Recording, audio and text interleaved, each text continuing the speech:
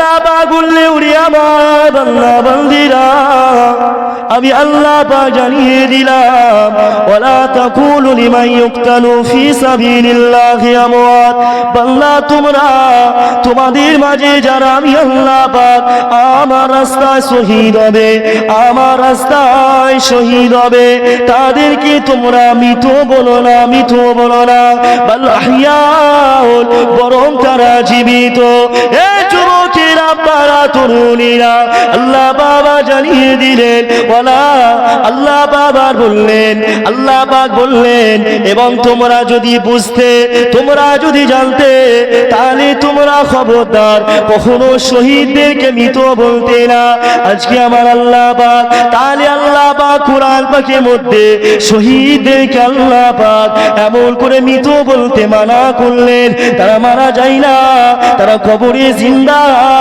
তাহলে আমার মুস্তাফা যা সম্মান আল্লাহ পাক সব থেকে আলা করেছে যা সম্মান সব থেকে আলা করেছে তাকে তাহলে আজকালে কিছু মানুষ আছে তাকে হুজুর পাক সাল্লাল্লাহু আলাইহি ওয়াসাল্লামকে কিভাবে মানুষ মৃত বলছে নিশ্চয় তার মানে ঈমানে গড়পড় আছে ঈমানে কি গড়পড় না থাকলে ঈমান কমজোরি না থাকলে কেউ মুস্তাফাকে কখনো মৃত বলতে পারে না বলে নবী মরে গেছে মাটি হয়ে গেছে পচে গেছে নাউজুবিল্লাহ কিছু কিছু আহলে হাদিস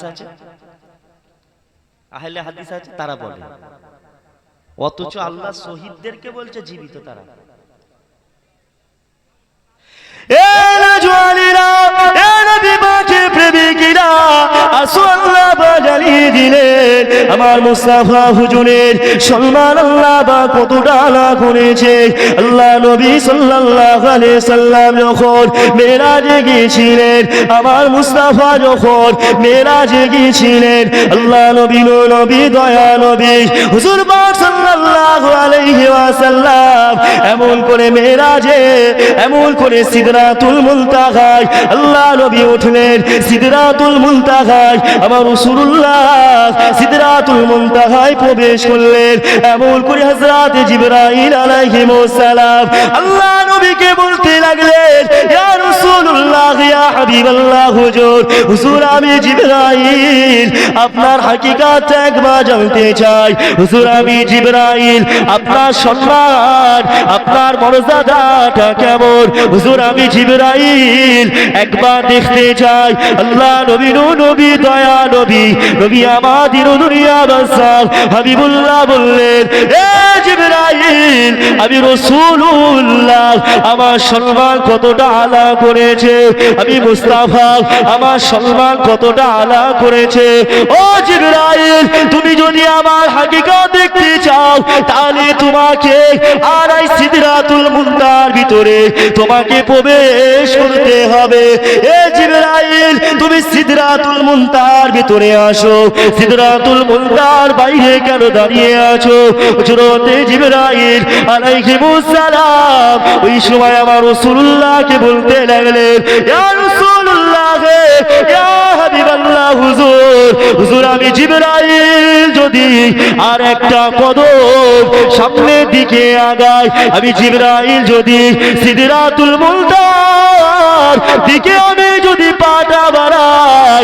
আমি সিদরাতুল মুনতাহা যদি প্রবেশ করতে চাই তাহলে আমি জিবরাইল পুরে সরকার হয়ে যাব কেন আল্লাহ পাক প্রতিটা ফেরেশতাদের হুকুম করে দিয়েছে এ আমার ফেরেশতারা তোমরা সিদরাতুল মুনতাহার ভেতরে প্রবেশ করতে পারবে না এই সিদরাতুল মুনতাহার ভেতরে একমাত্র আমার হাবিব আমার মুস্তাফা ছাড়া কেউ প্রবেশ করতে পারবে না জিবরাইল আমি মুস্তাফা আমার সম্মান কতটা আলা করেছে আল্লাহ আমার মর্যাদা আল্লাহ পাক কতটা বৃদ্ধি করেছে এটা দুনিয়ার মানুষ মুস্তাফা হুজুরের সম্মান ইজ্জত মর্যাদা বর্ণনা করে কেউ হুজুরের শান হুজুরের মর্যাদা বলে শেষ করতে পারবে না। মুস্তাফার যে কতটা মর্যাদা আল্লাহ দিয়েছে এটা একমাত্র আমার আল্লাহ পাক জানে। জোরে বলুন সুবহানাল্লাহ।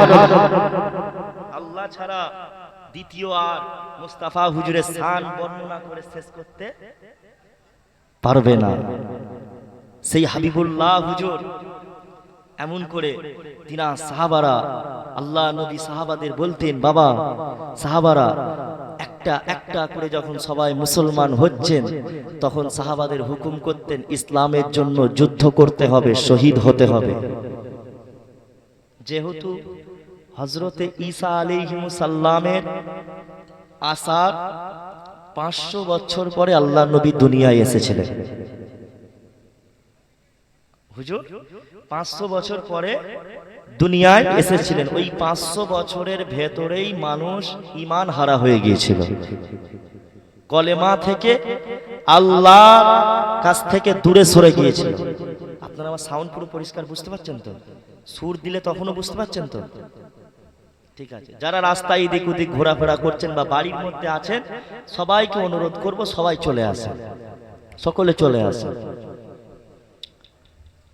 তো মুস্তাফা হুজুর সাল্লাল্লাহু আলাইহি সাল্লামের সাহাবা হুজুরদের যখনই বলতেন সাহাবারা সঙ্গে সঙ্গে প্রস্তুত, সন্তান সন্ততি বউ তিনারা সব মায়া ছেড়ে দিয়ে আল্লাহর রাস্তায় কুরবানি হয়ে যেত। এজন্য দুনিয়ার শহীদ ব্যতীত আল্লাহ রাসূল সাল্লাল্লাহু আলাইহি সাল্লাম বলেছে শহীদ ব্যতীত দুনিয়ার সমস্ত মানুষ যখন মারা যায়, দুনিয়ার যে কোনো মানুষ যখন মারা যায় তারা তখন এই পৃথিবীতে আর দ্বিতীয়বার ফিরে আসতে চায় না। যদিও সে জান্নাতি হয়, জান্নাতের নিয়ামত দেখে দুনিয়াতে আর আসতে চাই না, কিন্তু আল্লাহ নবী বলেছে শহীদদের এত আল্লাহ মর্যাদা দিয়েছে যে ব্যক্তিটা আল্লাহর রাস্তায় কুরবানি হলো, নিজের জানটাকে কুরবানি করলো, তাদের মর্যাদা যে আল্লাহ এত বৃদ্ধি করেছে। শহীদরা বারবার আল্লাহকে বলে আল্লাহ আমাদেরকে একবার দুনিয়ার জমিনে পাঠান, আল্লাহ আবার শহীদ হব, আবার আপনি আমাদেরকে দুনিয়ায় পাঠাবেন, আবার শহীদ হব, আবার আপনি দুনিয়ায় পাঠাবেন। আল্লাহ আপনি যে শহীদদের এত মর্যাদা দিয়েছেন আমরা বারে বারে শহীদ হতে চাই। জোরে বলুন সুবহানাল্লাহ। শহীদদের মর্যাদা এতটাই। আজকে ফিলিস্তিনের মুসলমান মরছে, ফিলিস্তিনের ছোট ছোট বাচ্চাদেরকে শহীদ করে দিচ্ছে। এই সমস্ত বাচ্চারা সবাই সব জান্নাতি, সব কি সব জান্নাতি। আজকে ফিলিস্তিনের মুসলমানদের যে কত অত্যাচার করছে বলেন তো তাদের উপরে। এই ফিলিস্তিনের ছোট ছোট যে বাচ্চাগুলো মারা যাচ্ছে ওই বাচ্চাগুলোর মাধ্যমেও আল্লাহ নবী বলেছে কিয়ামতের ময়দানে 70 জনকে আল্লাহ পাক জান্নাতি করে দেবে। জোরে বলে আল্লাহ রাসূল সাল্লাল্লাহু আলাইহি সাল্লাম বলেছে ইউশাফাউ শাহীদু ফি 70 মিন আহলি বাইতিহি। রাসূল পাক সাল্লাল্লাহু আলাইহি সাল্লাম বলেছেন যারা শহীদ হয় আল্লাহর রাস্তায় তারা আপনার কিয়ামতের ময়দানে আল্লাহর কাছে তাদের নিকট আত্মীয়দের জন্য 70 জনের শাফাআত করবে। আল্লাহ পাক তাদের শাফাআত সুপারিশটা কবুল করে 70 জনকে টোটাল জান্নাতি করবে। জোরে বলো একজন শহীদ তাহলে কজনকে জান্নাতে নিয়ে যাবে? 70 জন। তাহলে শহীদদের মর্যাদা বিরাট। ইসলামের জন্য যুগে যুগে ইমাম হাসান ইমাম হুসাইন রাদিয়াল্লাহু তাআলা আনহুমা, মাওলা আলী শরীফুল্লাহ আলী রাদিয়াল্লাহু তাআলা আনহু এমন করে বহু সাহাবা নিজেদের জানটাকে তারা কুরবানি করে দিয়েছিল। বুঝতে পারছেন না? তারা মৃত নয়, তারা আজও জিন্দা। এটা আমরা বলিনি, এটা বলেছে মুস্তাফা, আমার আল্লাহ নাজিল করেছে ডাইরেক্ট কোরআনে। এ যুবক তরুণেরা, এ রাসূলুল্লাহ দিওয়ানারা, আল্লাহ নবী সাহাবা হুজুরেরা এমন করে আমার মুস্তাফা যখন বলতে বাবা সাহাবারা যাও চলে যাও যুদ্ধের ময়দানে যাও, সাহাবারা শহীদ হয়ে যেত, কেউ ভয় করতো না। যেমন হযরতে ফারুক আযম রাদিয়াল্লাহু তাআলা আনহু ইসলামের দ্বিতীয় খলিফা, যাকে দেখে মক্কা মানুষেরা ভয় করত, যাকে দেখে আবু জেহেল উতবা সাইবা সবাই ভয় করত, এমন করে শেরে খোদা মাওলা আলী রাদিয়াল্লাহু তাআলা আনহু তিনিও যখন যুদ্ধ করতে যেতেন কাফের বেদিনেরা সবাই ময়দান থেকে পালিয়ে যেত। তাই তো আল্লাহ নবী নূর নবী দয়া নবী আমার মুস্তাফা সাল্লাল্লাহু আলাইহি ওয়াসাল্লাম বলেছেন, আমার সাহাবারা আমার আলীকে যারা মুহাব্বত করবে, আমার আলীকে যারা ভালোবাসবে, বাবা সাহাবারা যারা আমার আলীকে মুহাব্বত করবে, জান দিয়ে ভালোবাসবে, তারা সকলে জান্নাতি। এ যুবক তরুণেরা এমন করে আল্লাহ নবী সাহাবা হুজুরেরা মসজিদে নববী শরীফে আল্লাহ নবী সাহাবারা এমন করে মদিনা শরীফে মক্কা শরীফে যখন থাকতো, যখন ইসলামের জন্য কলেমা ছায়া তলে আসতো, মানুষ আল্লাহ নবীর উপরে কলেমা পড়তো, তখন সাহাবা হুজুরেরা আব্দুল্লাহ ইবনে মাসউদ রাদিয়াল্লাহু তাআলা আনহু, হযরতে আনাস রাদিয়াল্লাহু তাআলা আনহু, এমন করে আবু হুরায়রা রাদিয়াল্লাহু তাআলা আনহু হুজুরেরা তিনারা মুনাফিক কিভাবে চিনতেন। একজন মানুষ আমার মুস্তাফা হুজুরের হাতে হাত দিয়ে যে ইসলাম গ্রহণ করলো, আর ওই মানুষটা ইসলামের জন্য শহীদ হবে, এর কি গ্যারান্টি আছে?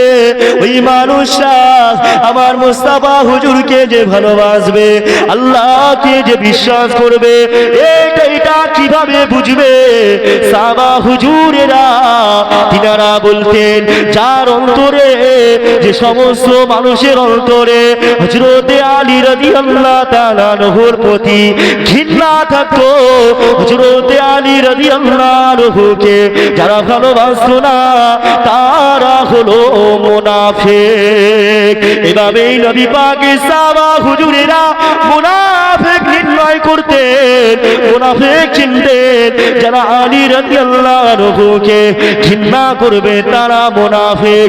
এ যুবকেরা, আর যারা আলী রাদিয়াল্লাহু তাআলা আনহুকে ভালোবাসো তারা হলো প্রকৃত মুমিন বান্দা।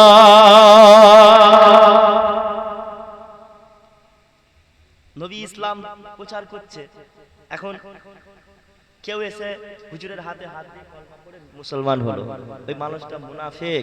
মুনাফিক কি করবে আমাদের সাথে না কি করবে, এবার একটা গোপনীয় বিষয় থাকে, বুঝতে পারছেন না?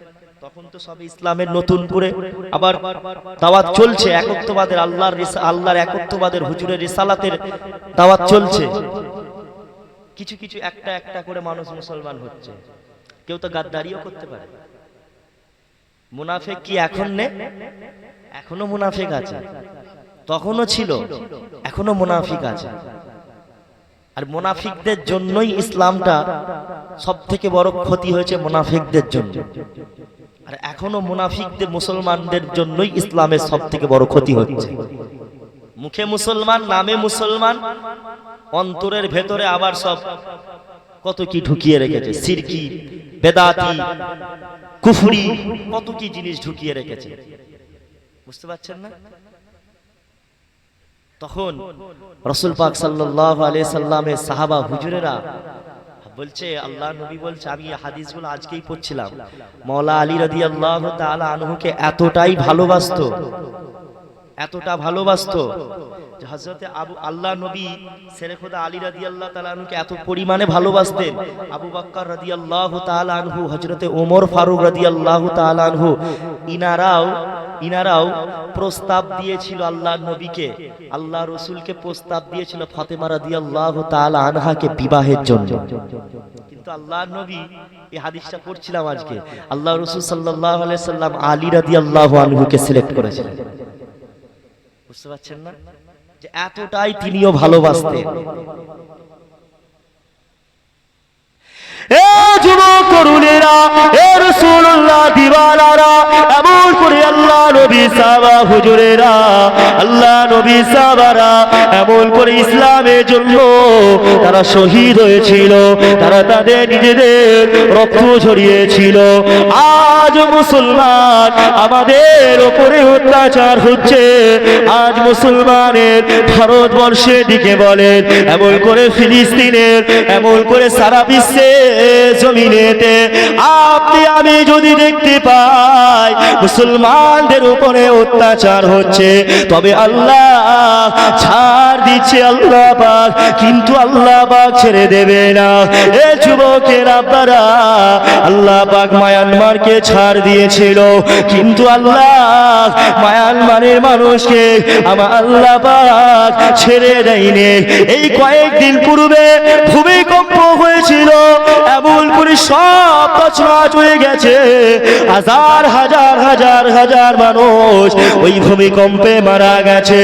আমাদের দেশের কিছু মুসলমান ওই ভূমিকম্পটা হওয়ার জন্য মানুষ যারা মারা গেছে তাদের জন্য আফসোস করতেছে, কিন্তু আমি আলফাজ কখনো আফসোস করি না।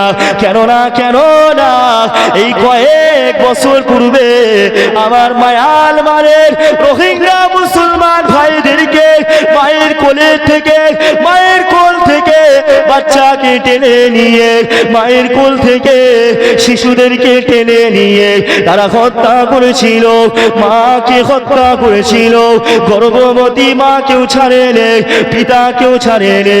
এ যুবকের আব্বারা, এমন করে নদীগুলো, মায়ানমারের নদীগুলো লাল হয়ে গিয়েছিল। মুসলমান আল্লাহ পাক তখন ছাড় দিয়েছিল, কিন্তু আল্লাহ পাক ছেড়ে দেয়নি। আল্লাহ পাক দেখিয়ে দিল, আমি আল্লাহ পাক ছাড় দিই, আমি আল্লাহ ছেড়ে দিই না। ফেরাউনকে ছাড় দিয়েছিলাম, ফেরাউন নিজেকে খোদা দাবি করেছিল। মুসা আলাইহিস সালাম এমন করে নমরুদ আল্লাহর সাথে বিয়াদবি করেছিল। আল্লাহ পাক নমরুদকে ছাড় দিয়েছিল, কিন্তু আল্লাহ পাক ছেড়ে দেয়নি। আজকে আমাদের দেশের নরেন্দ্র মোদী মুসলমানদের উপরে অত্যাচার করছে, মুসলমানদেরকে মারবে, মুসলমানদের উপরে অত্যাচার জুলুম করছে। আল্লাহ পাক নরেন্দ্র মোদীকেও ছাড় দিচ্ছে, কিন্তু আল্লাহ পাক ছেড়ে দেবে না। নরেন্দ্র মোদীরও দিন শেষ হবে। এখন ক্ষমতা দেখাচ্ছে তো নরেন্দ্র মোদী, সময় আসবে পালাবার রাস্তা খুঁজে পাবে না। বুঝতে পারছেন না? যারা প্রকৃত হিন্দু হবে তারা কখনো সাম্প্রদায়িক জিনিসটাকে পছন্দ করবে না। যারা প্রকৃত হিন্দু, আর যারা মানুষ নয়, জানোয়ার, তারাই কেবল মানুষের সাথে মানুষের লড়াই চালু করবে, ধর্ম নিয়ে মারামারি করবে।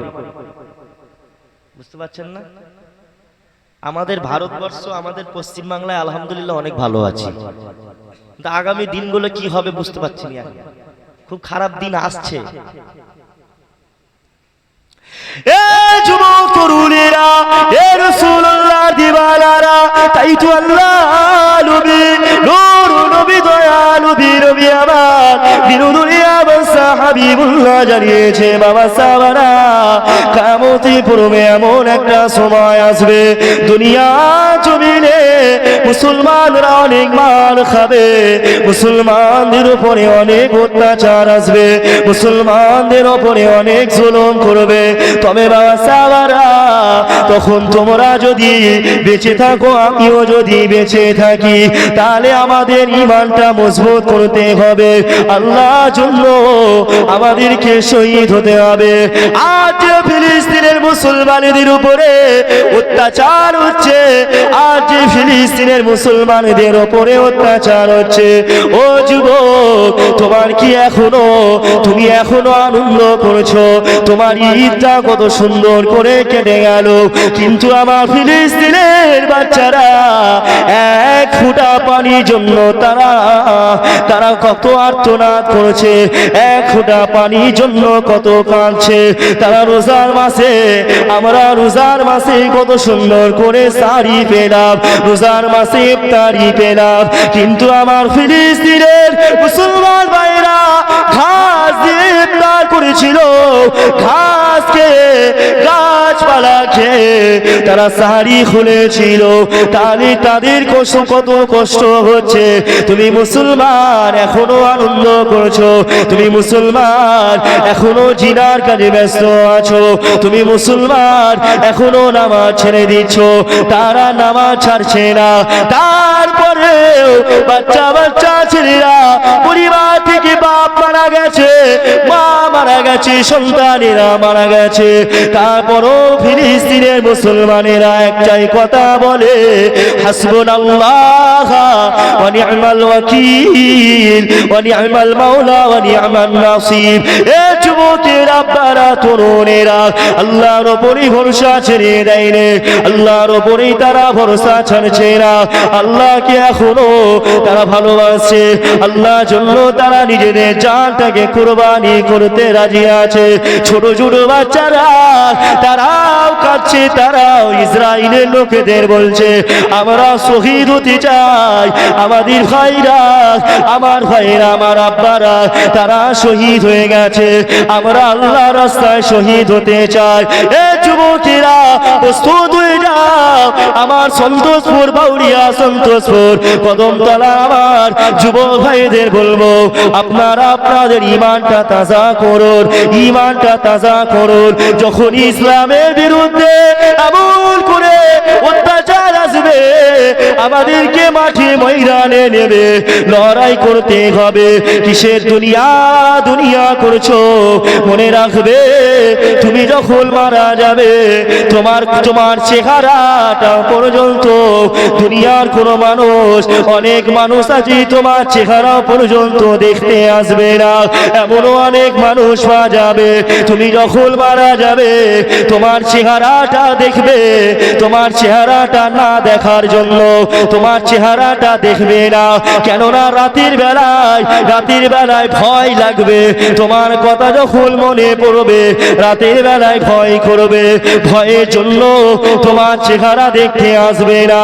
এমনও মানুষ আছে, আজকে তুমি মারা গেলে, তুমি মারা গেলে এমন করে যদি তোমাকে দেখতে যায়, তাহলে রাতের বেলায় হয়তো এমনও মানুষ আছে যারা মনে মনে ভাবে আমার গলা টিপবে, মনে হয় এই আমি ঘুমিয়ে আছি, মনে হয় আমার সামনে এসে দাঁড়াবে। জলিল ভাই মরে গেছে, বলে জলিল ভাই মনে হয় একটু পরে আবার এসে আমার গলা টিপলো রে। তার মানে বুঝা যাচ্ছে কি, দুনিয়ার মানুষ মরে গেলে তোমাকে ভয় করবে। আর যারা আল্লাহর রাস্তায় শহীদ হয়, আল্লাহ ওয়ালা হয়ে মারা যায়, দুনিয়ার মানুষ ভয় করা তো দূরের কথা, তাদেরকে ছোঁয়ার জন্য পাগল হয়ে যায়। জোরে বলুন সুবহানাল্লাহ। তাদের এক মুহূর্ত চেহারা মুবারকটা দেখার জন্য মানুষ পাগল হয়ে যায়। যারা আল্লাহ ওয়ালা হয়, যারা শহীদ হয়, বুঝতে পারছেন না? আমাদেরকে সেই রকম হতে হবে। যেই মানুষটা মারা গেলেই তাড়াতাড়ি করে মাটি দিয়ে চলে আসবে, তা কিসের দুনিয়া? আমি আলফাজ কথা বলছি, 1 সেকেন্ড কথা বলতে পারবো আর গ্যারান্টি নেই, আপনারা বাড়ি ফিরে যাবেন গ্যারান্টি নেই। তাহলে আমাদের কি করতে হবে? আল্লাহর রাস্তায় আমাদেরকে জীবনটাকে কুরবানি করতে হবে। সব কিছু আল্লাহ পাক আপনাকে আমাকে পরীক্ষার জন্য পাঠিয়েছিল।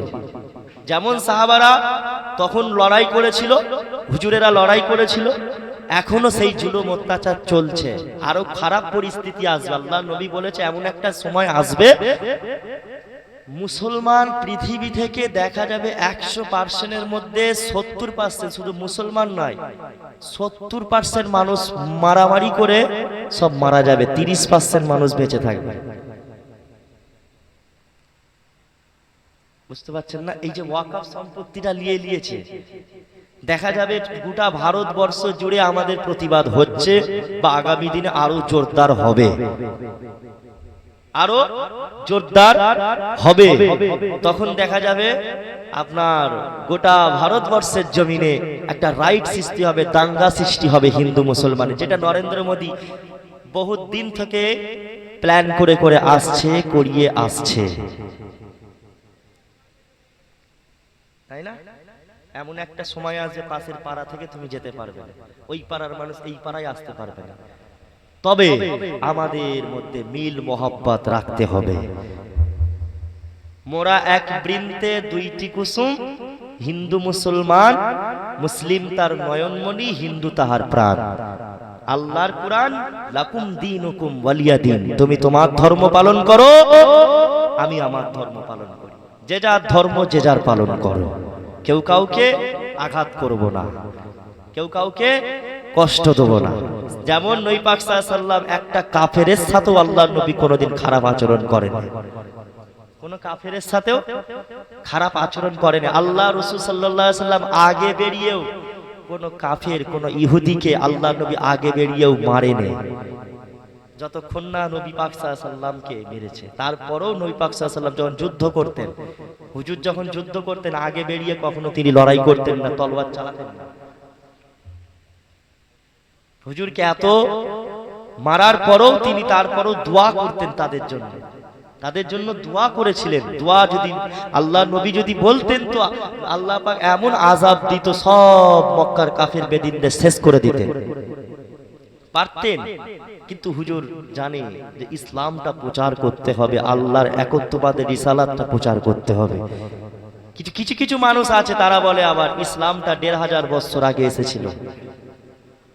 অনেক মানুষ বলে যে হযরত মুহাম্মদ সাল্লাল্লাহু আলাইহি ওয়াসাল্লাম এসেছে, আসার পরে কোরআন, ইসলাম, একত্ববাদ, আল্লাহর প্রচার হয়েছে। না, পৃথিবীর প্রথম মানব কে? আমাদের আব্বা আদম আলাইহিস সালাম, আম্মা হাওয়া আলাইহিস সালাম, তাদের থেকে ইসলাম। যুগে যুগে তবে নবীদের রিসালাতের কলেমার শরীফটা আলাদা হয়েছে, ভিন্ন হয়েছে, কিন্তু আল্লাহ আল্লাহ।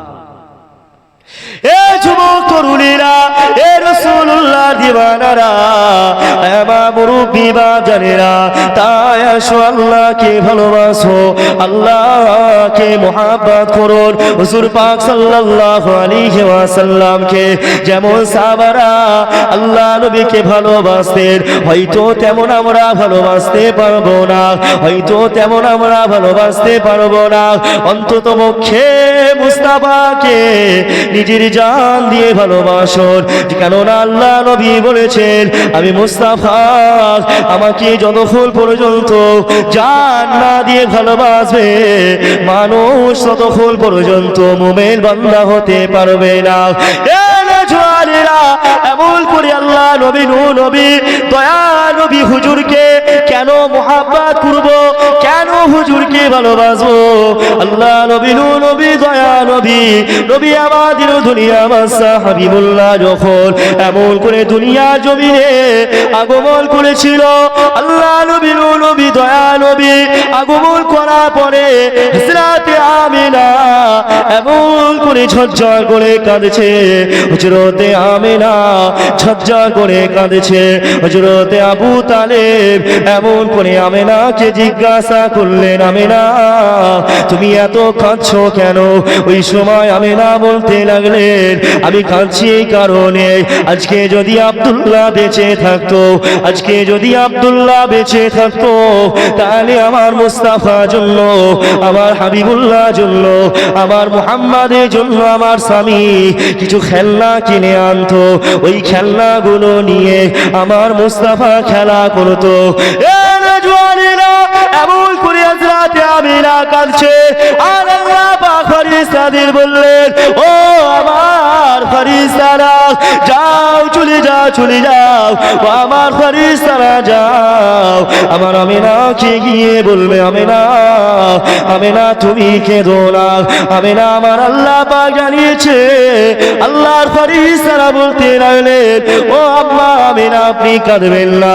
আল্লাহ পাক জানিয়েছে আমার মুস্তাফা হাবিবুল্লাহকে আব্দুল্লাহ যদি বেঁচে থাকতো তাহলে হয়তো প্লাস্টিকের পুতুল কিংবা মাটির পুতুল কিংবা কোনো মাটির খেলনা, প্লাস্টিকের খেলনা নিয়ে মুস্তাফা আমার মুহাম্মদকে দিত।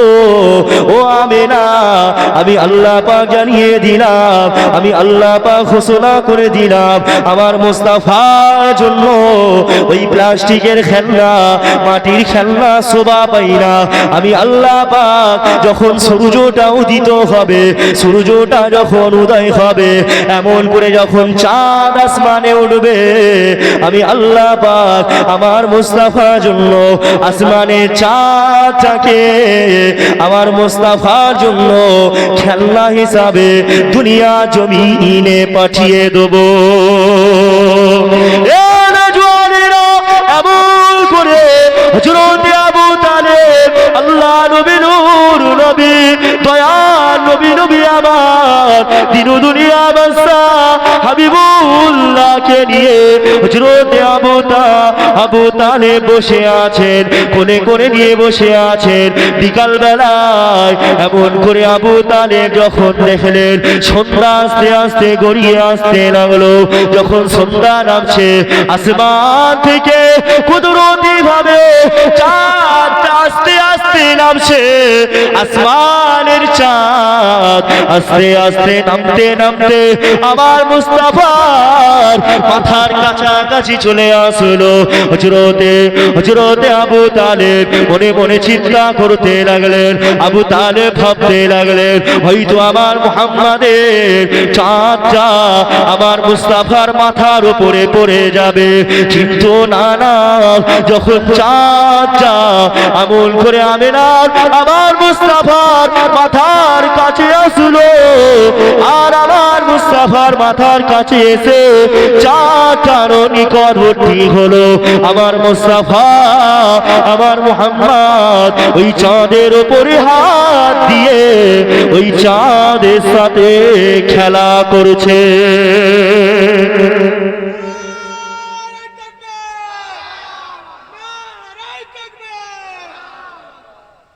সুবহানাল্লাহ। দেখছে যে হুজুর পাক সাল্লাল্লাহু আলাইহি ওয়াসাল্লামের চাঁদটাকে নিয়ে হাত ধরে খেলা করছে। আল্লাহ পারেন আসমানের চাঁদ হুজুরের কদমে এসে হাজির হবে, এটা পারে না।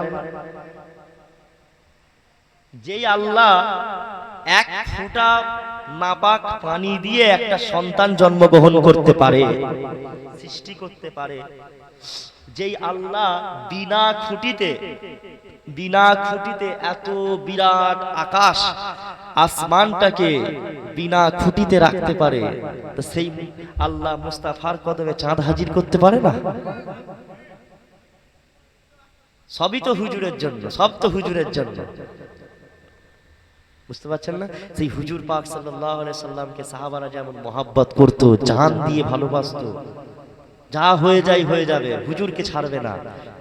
ইসলামের বিরুদ্ধে কথা বললেই আগেই সাহাবা হুজুরা লড়াই করত, আর এখন ইসলামের বিরুদ্ধে আমাদের কথা বললে মুসলমানরা সব চুপ করে বসে থাকে, বেশিরভাগ ভয় করে, প্রতিবাদ করতে ভয় করে। আল্লাহ নবী বলেছে অন্তত অন্যায় দেখলে তোমরা প্রতিবাদ করো, যদি লড়াই না করতে পারো, হাত দিয়ে না যদি প্রতিরোধ করতে পারো, অন্তত মুখ দিয়ে প্রতিরোধ করো, প্রতিবাদ করো। আজকে আমাদের ভারতবর্ষের জমিনে যে হারে অত্যাচার চলছে, আমাদের রাস্তায় নামার দরকার আছে না নাই বলেন? আমাদের আর কি আছে? পুরো শূন্য করে দিয়েছে আমাদেরকে, বুঝতে পারছেন না? আমাদের শূন্য করে দিয়েছে, আমাদের আর কিচ্ছু নেই। যা মসজিদ মাদ্রাসা যা ওয়াকফ করেছে সব চলে গেছে নরেন্দ্র মোদীর হাতে। মোদী যা করবে তা হবে, কিন্তু নরেন্দ্র মোদী যেটা করতে চাইবে সেটা আমাদের প্রতিরোধ করতে হবে, তাতে জান চলে যাবে। সেই দিন আসবে, হয়তো সেই দিন আসবে, একটা সময় আসবে, সেই দিনগুলো আমাদেরকে রাস্তায় নামতে হবে, তখনই চিনা যাবে মুনাফিককে আর মুমিনকে। বুঝতে পারছেন না? গাজওয়াতুল হিন্দের যুদ্ধ হবে কি হবে না বলেন? এই তো আস্তে আস্তে এমন করেই তো গাজওয়াতুল হিন্দের যুদ্ধটা আসবে। গাজওয়ায়ে হিন্দের যুদ্ধ এমন করেই তো শুরু হবে। সারা পৃথিবীর জমিনে মুসলমানদের উপর অত্যাচার হবে, তারপরেই তো গাজওয়াতুল হিন্দ যুদ্ধ হবে। আল্লাহ নবী বলেছে, তবে গাজওয়াতুল হিন্দে মুসলমানরাই বিজয়ী হবে। জোরে বলুন সুবহানাল্লাহ। আমাদের রাহবার একজন আসবে, আমাদের আকাবির একজন আসবেন, যার মাধ্যমে পুরো দুনিয়ার জমিনটা শান্তিতে ভরপুর হয়ে যাবে। যিনি 7 বৎসর খেলাফত করবেন, রাজত্ব করবেন, যার নাম হবে হুজুর পাক সাল্লাল্লাহু আলাইহি সাল্লামের নামে, যার পিতার নাম হবে হুজুর পাক সাল্লাল্লাহু আলাইহি সাল্লামের পিতার নামে, যিনি সাইয়্যিদাতুন নিসা হযরতে খাতুনে জান্নাত ফাতেমাতুজ জোহরা রাদিয়াল্লাহু তাআলা আনহার বংশে জন্মগ্রহণ করবেন, আসবে। ওনারই সন্তান আহলে বায়েত। আল্লাহ নবী ওই জন্য বলেছে, আমার আহলে বায়েতদের সাথে যে দুশ্মনী করলো সে যেন জাহান্নামে চলে গেল, আর আহলে বায়েতদেরকে যে ভালোবাসবে সে যেন জান্নাতি হলো। জোরে বলুন সুবহানাল্লাহ। আহলে বায়েতদেরকেও মোহাব্বত করলে, জান দিয়ে ভালোবাসলে, তাদের মাধ্যমেও আপনি নাজাত পেয়ে যাবেন। জোরে বলুন সুবহানাল্লাহ। ইরানের দিকে তাকান। গোটা বিশ্ব এখন, গোটা বিশ্ব, সৌদি আরব, আরো যত মুসলমান কান্ট্রি গুলো আছে, কেউ কি ফিলিস্তিনের পক্ষে লড়াই করছে? ইসরায়েলের বিরুদ্ধে কেউ লড়াই করছে? বলে লড়াই করছে? কাকে দেখতে পাচ্ছেন? কোন দেশটাকে? ইরান। সেই ইরানেরই মানুষ এত তাদের ইমানের পাওয়ারটা কেন বলেন তো? বলেন। এই দেশেও মুসলমান, নবীর দেশের মানুষের ইমান এত কমজোরি হয়ে যাচ্ছে, তাদের পাশে থাকছে না, আর ইরানের মানুষদের এত পাওয়ার কেন ইমানের জোশ? বলেন। একমাত্র দেখবেন ইরানের প্রেসিডেন্ট থেকে শুরু করে তিনার যত নেতা মন্ত্রী কর্মচারী, যত দেশবাসী, এমন করে যত মুসলমান আছে, সবাইয়ের অন্তরে একজনের মহাব্বত সব থেকে ভরপুর আছে, সেটা হলো মাওলা আলী রাদিয়াল্লাহু আনহু। তারা বেশি আলী আলী করে, আর এদেরকেই আমাদের দেশের কিছু সমাজের লোকেরা খারাপ বলছে। যে একটু আলী হুজুরকে বেশি ভালোবাসবে তার বিরুদ্ধেই, আবার তাকেই বলছে এই অমুক ধ্যান ধ্যান। বুঝতে পারছেন না? তাদের অন্তরে, কারণ আলী রাদিয়াল্লাহু তাআলা আনহুর তিনি যে, তিনার যা ক্ষমতা পাওয়ার, তিনার যে ইমানের তেজটা ছিল, সেই সব জিনিসগুলো পড়েই তো এই সব মানুষদের ইমানের পাওয়ারটা বাড়ছে। বুঝতে পারছেন না? আর এরাই আগে ইসলামের জন্য শহীদ হবে। কালো পতাকাধারী দল এরাই হবে। ইমাম মাহদী সৈনিক ইনারাই হবে। আর আমরা কি ইমাম মাহদী সৈনিক হতে চাই না? কারা কারা হতে চান একবার হাত তুলে দেখান। মাশাআল্লাহ, আল্লাহ পাক কবুল করেন। জোরে বলেন আল্লাহুম্মা।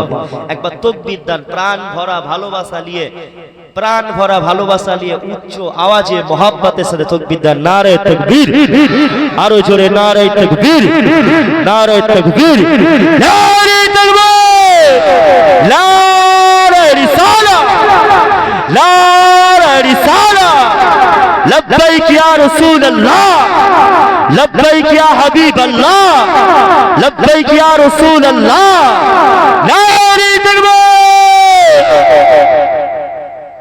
মাশাআল্লাহ। তাকবীর, ঈমান, আমাদের পাওয়ার বাড়াতে হবে। আমাদের নফসটা গুনাহ করে করে করে করে অন্তর কালো হয়ে গেছে, তাই না?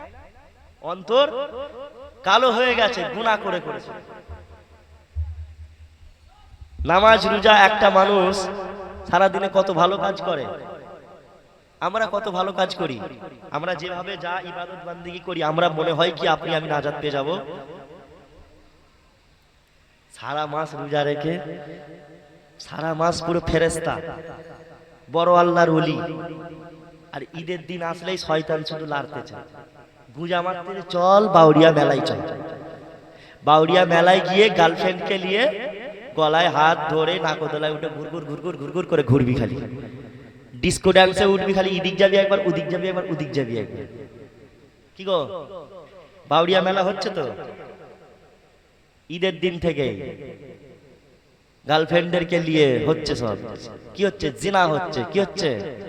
আবার এখনকার মেয়েদের একটা করে বয়ফ্রেন্ড নয়, সেটা আপনাদের বাউরিয়া বলেন বা আমাদের উলবেড়িয়া, যে কোনো আশপাশে যত আছে, এখনকার মেয়েদের সব আবার 5টা 6টা 7টা 8টা করে বয়ফ্রেন্ড, সব টাইম নির্ধারিত করা আছে। অমুক টাইমে অমুক বাবু, তমুক টাইমে তমুক বাবু, কথা হবে। বুঝতে পারছেন না? সব ঠ্যাং খুলে নেবে ফেরেশতারা, কবরে যাও। যখন মেয়েরা আপনাদের বাউরিয়া এই আশপাশে এরকম দেখবেন, মেয়েরা সারা মাস কি সুন্দর রোজা রাখলো, ব্যাস রোজার দিনে ঈদের দিনে ঝাঁট দিতে দিতে, মাথায় কাপড় দেয় না, ঝাঁট দিতে দিতে যাচ্ছে বাউরিয়া মেলায়, মাথায় কাপড় চোপড় কিচ্ছু নেই। অথচ ওই মহিলাগুলোই মাথায় রাখবেন, ওই মহিলাগুলোই মারা গেলে ওদের চুলগুলো, প্রত্যেকটা চুল বিষাক্ত সাপ হয়ে যাবে, আর সাপগুলো সব মাথায় কামড়াবে। এটা নবীর কথা, হুজুরের কথা। হুজুর বলেছে যেই মহিলা মাথায় কাপড় দেবে না, সেই মহিলা যখন মারা যাবে, তার মারা যাওয়ার পরে প্রত্যেকটা চুল, একটা একটা চুল বিষাক্ত সাপ হয়ে যাবে, আর সাপগুলো মাথায় কামড়াবে কবরে।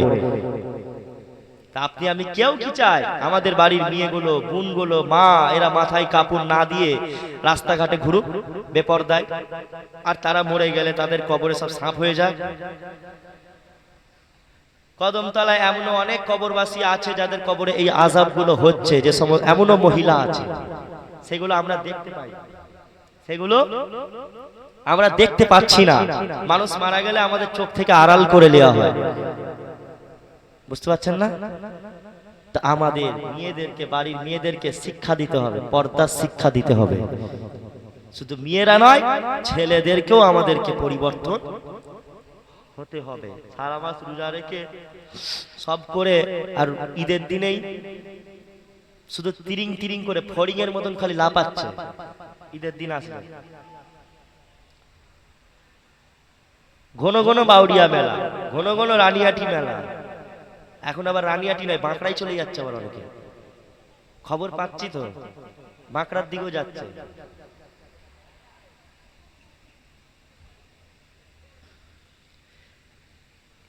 মা বোন নয়, এখন হয়ে গেছে মাল। মাল মহিলাদেরকে, মালটা কি সুন্দর রে, মালটার নাম্বার দিলে ভালো হয়।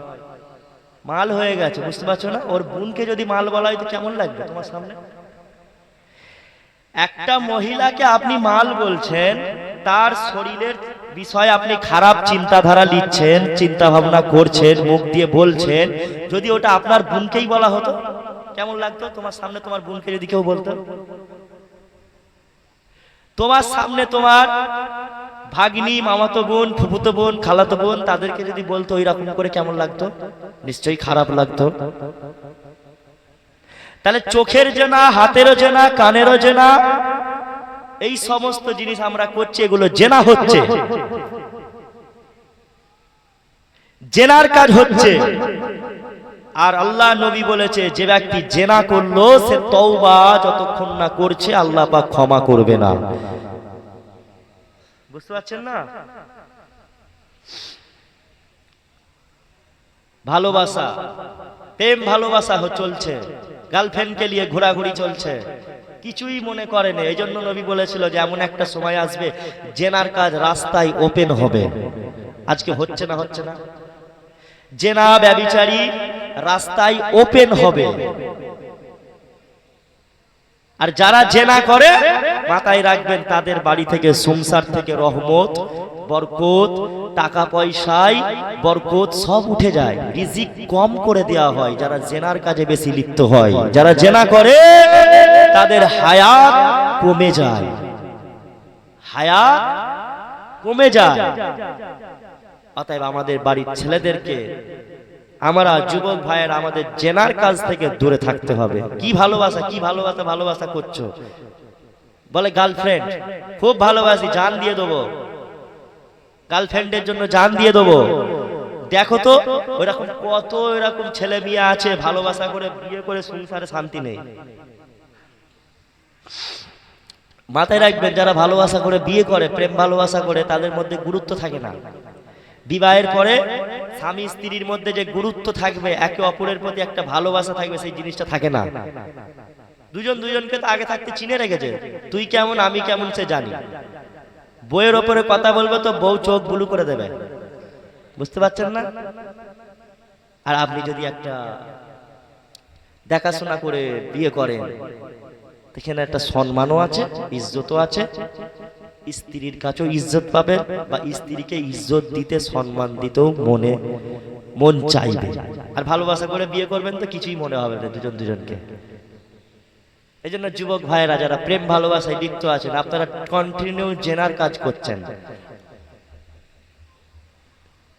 আর যদি মনে হয় তো ছাড়তে পারবো না, তো বিয়ে করে নাও।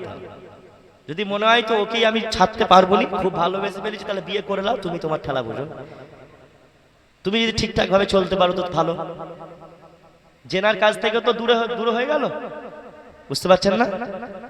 এই জন্য মেয়েগুলো ভাইয়েরা আছে, যারা যুবক ভাইয়েরা, তোমাদের বোনেদের, চাস্ত বোনেদের যাদের কাছে হাতে ফোন আছে, তাদের ফোনগুলো চেক করবে, মাঝে মধ্যে চেক করে দেখবে। ইনস্টাগ্রাম যারা অনেকে চালায়, তাদের ইনস্টাগ্রাম গুলো চেক করে দেখবে, আমার বোনটা, আমার ফুফুতো বোন কি, আমার মামাতো বোন কি, আমার চাস্তো বোন কি করে। সব টিকটক বানায়, অনেকে টিকটক বানায়। কদমতলায় নেই মনে হয় এই এলাকায়, আছে টিকটক স্টার আছে না, ক্যাটরিনা কাইফ নিজেকে মনে করে, বুঝতে পারছেন না? যে সমস্ত মহিলারা টিকটক ভিডিও বা গান রিলস করে ছাড়েন দুটো লাইক পাওয়ার জন্য, দুটো কমেন্ট আসার জন্য, চেনা পরিচিত হওয়ার জন্য, আপনি যে এই যে বেপরদায়ী হয়ে যে ভিডিওটা ছাড়লেন, আপনাকে দেখে যে কটা মানুষ, যে কটা যুবক খারাপ ডিসিশন, খারাপ চিন্তা ভাবনা মাথায় আনবে, তাদেরও যেমন গুনাহ হবে, তাদের গুনার ভারটাও আপনার ঘাড়েতেও চাপবে। তাহলে অতএব আমাদের কর্তব্য হবে ওইসব টিকটক না করে, বুঝতে পারছেন না, করাটা উচিত হবে না। যারা করে তারা হচ্ছে বেহায়া, নির্লজ্জ, কানকাটা কুকুর যাকে বলা হয়।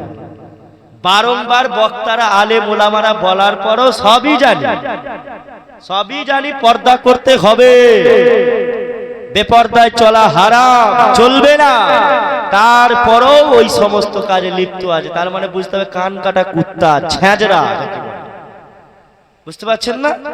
এই জন্য কদমতলায় বা এই বাউরিয়ার মধ্যে যারা এইসব টিকটক, ওইসব খারাপ জিনিসের মধ্যে ইনস্টাগ্রামে লিপ্ত থাকবে, ভিডিও করে ছাড়বে, বুঝে নেবেন ওই মেয়েগুলো হচ্ছে সব ছেঁচড়া, কান কাটা কুত্তা, বেহায়া, নির্লজ্জ। ওদেরকে আল্লাহ হয় হেদায়েত করুক, না ওদের উপরে খোদার লানত বর্ষিত হোক। ওই একটা মহিলার জন্য হাজার হাজার যুবকদের মাতার চিন্তা ভাবনা খারাপ হচ্ছে। লজ্জা লাগে না? ছেড়ে দেন, মা বোনেদেরকে হাত জোর করে সুন্দর করে বলছি, ওসব জিনিস ছেড়ে দেন। লোক খারাপ বলবে, সাদা জামায় রক্তের দাগ করলে সেই দাগটা তুলতে কষ্ট হবে, বুঝতে পারছেন না? সেই দাগ তুলতে কষ্ট হবে। মুসলমানের ছেলেরা, এ নবীর উম্মত উম্মতানিরা, আমার যুবক ভাইদেরকে বলে দিয়ে যাব, আমার যুবক ভাইরা পরিবর্তন হয়ে যাও, মহিলাদের থেকে আলাদা হয়ে যাও। বেশি তোমরা এমন করে মহিলা, যদি তোমরা যুবক হয়ে যাও, যদি তোমাদের মনে হয় বিবাহ করতে মন চায়, তাহলে আব্বা মাকে বড় বিবাহ দিয়ে দাও। প্রতিটা আব্বা মাদের কর্তব্য হবে বিবাহ দিয়ে দেওয়ার। যদি আব্বা মা ছেলেটা বিয়ে না দেয়, ওই ছেলেটা যতদিন গুনাহ করবে ততদিন বাপ মায়ের আমলনামাও গুনাহ ঢুকবে। যদি বিয়ে না দেন তো আপনাকে ওই গুনাহ ভাগ নিতে হবে, বুঝতে পারছেন না? আপনার ছেলেটা তো বিগড়ে যাচ্ছে আপনার জন্য, তা বিয়ে দেবে না কেন? মেয়েদেরকেও বলবো, ইয়ং হয়ে গেলে বিয়ে দিয়ে দেবেন, আর খুব তাড়াতাড়ি ফোন দিবেন না হাতে। ফোন ফোন যেসব মেয়ের হাতে পড়ে গেছে তো তার জীবন শেষ। ফোন হাতে পড়া মানে হয়ে গেল মেয়ে। আরে এখন তো সব ফ্রেন্ড আছে, বন্ধু ফ্রেন্ড, মেয়েদের সব ফ্রেন্ড আছে, ফ্রেন্ডে ফ্রেন্ডে কথা হয়, বন্ধু বন্ধু কথা হয়। কেউ যদি প্রেম ভালোবাসা করে, ইটা ওটা করে, তখন আর একটা মেয়ের আর নজর পড়ে যায়, তার মনটা একটু খুঁতখুত করে, যদি আমার একটা বয়ফ্রেন্ড থাকতো খুব ভালো হতো। সেও রাতকে আর একটা বয়ফ্রেন্ড সুন্দর মতন জোগাড় করে যা চালাতে লাগলো। এমন একটা সময় আসলো, দেখা গেল একটা বয়ফ্রেন্ড আর হচ্ছে না, হাজারো বয়ফ্রেন্ড, হাজারো ছেলের সাথে শুধু লাইন চলছে। আর আমাদের ছেলেরাও অনেকে আছে, একটা মেয়ে নয়, হাজারো মেয়ের সাথে। যুবক ভাইদেরকে বলছি অনুরোধ করে, জেনা থেকে দূরে থাকে। জেনা যে ব্যক্তি দুনিয়ার জমিনে করবে, কিয়ামতের ময়দানে তার জাহান্নামটা হাবিয়া দোজখে থাকবে। কোথায়? হাবিয়া নামক জাহান্নামায় থাকবে। তার শাস্তি প্রচুর হবে। কিয়ামতের ময়দানে জেনাখোরদের শরীর চিনতে পারা যাবে না। জেনাখোর যারা হবে তাদের শরীর শুধু ফুলে যাবে, শুধু ফুলে থাকবে, বিচ্ছিরি দেখতে হয়ে যাবে। আর আপনি আমি ভাবছি হয়তো এখনো বেঁচে আছি। আমরা সবাই কিয়ামতকে বিশ্বাস করি তো, মৃত্যুকে বিশ্বাস করি তো, কবরে যাবে এটা বিশ্বাস করি তো। তাহলে আমাদের অন্তরে ভয় আছে, আমাদের অন্তরে ভয় আছে যে আমিও মরবো। তাহলে সেই রকম আমাকে তৈরি হয়ে যেতে হবে, বুঝতে পারছেন না? সেই রকম আমাদেরকে কবরে তৈরি হয়ে যেতে হবে, প্রস্তুতি আগে থাকতে গ্রহণ করতে হবে। ও যুবক তরুণেরা, তাই জেনার কাছ থেকে দূরে থাকো। প্রথম পৃথিবীর জমিনে যে ব্যক্তি জেনা করেছিল তার নাম হলো কাবিল। কি নাম? কি নাম? কাবিল কার ছেলে? আদম আলাইহিস সালাম। হযরত আদম আলাইহিস সালাম এমন করে আল্লাহ পাক হযরত আদম আলাইহিস সালামের যখন সন্তান জন্মগ্রহণ করত, এমন করে জোড়ায় জোড়ায় সন্তান জন্মগ্রহণ করত। একটা ছেলে হতো আর একটা মেয়ে হতো, এমন করে আবার একটা ছেলে হতো, আবারও একটা মেয়ে হতো। এই যুবকের আব্বারা হাবিল জন্মগ্রহণ করেছিল, হাবিল ও কাবিল জন্মগ্রহণ করলো। হাবিলের সাথে একটা মেয়ে আর কাবিলের সাথে আরো একটা মেয়ে জন্মগ্রহণ করলো। আল্লাহ হুকুম করে দিলেন, ও হযরত আদম, আমি আল্লাহ পাক তোমাকে হুকুম করে দিলাম, আমি আল্লাহ পাক তোমার শরীয়তে হুকুম করলাম, আদম তোমার সন্তানদের সাথে জোড়ায় জোড়ায় যে সন্তান রয়েছে, প্রথমের জোড়াটা দ্বিতীয় নম্বরের জোড়ার সাথে বিবাহ করবে। অর্থাৎ হাবিলের সাথে একটা মেয়ে হয়েছে আর কাবিলের সাথে আর একটা মেয়ে। হাবিল বিয়ে করবে কাবিলের জোড়াকে, কাবিল বিয়ে করবে হাবিলের জোড়াকে। কথা বুঝতে পারলেন? হাবিল বিয়ে করবে কাবিলের সাথে যে জোড়ায় জন্ম হয়েছে তাকে, আর কাবিল হাবিলের জোড়াকে। এবার আসে, কাবিলের জোড়াটা ছিল দেখতে খারাপ আর হাবিলের জোড়াটা ছিল দেখতে সুন্দর। কাবিল তাই পছন্দ করলো, সে তার জোড়াকেই বিয়ে করবে, মানে তার সাথে যে জন্ম হয়েছে তাকেই বিবাহ করবে। কিন্তু শরিয়াতের হুকুম কি?